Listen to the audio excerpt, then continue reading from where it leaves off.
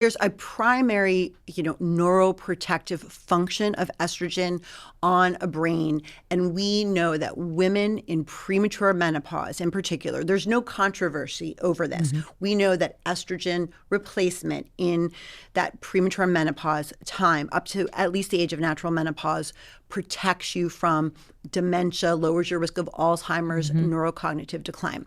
Where we know that the data for older women in the use of hormone therapy is, a little bit less clear, but it's crystal clear for these younger women because estrogen has, it's a master regulator of brain health. It's very neuroprotective.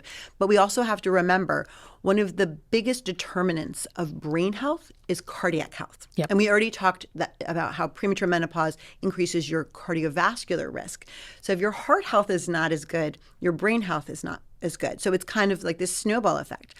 Throw in vasomotor symptoms, hot flashes, night sweats, disturbed sleep. Those things independently are negative on brain health and mood. Throw in the increased risk of mood disorders, depression, anxiety. That further increases, brain health risks. So you see, this is why I think particularly the brain and the mood and the mental health, to me, that's one of the most important, aspects of, focusing on this premature menopause. But, many women are not, they don't discuss it. And, I will look back and we'll talk about my premature menopause.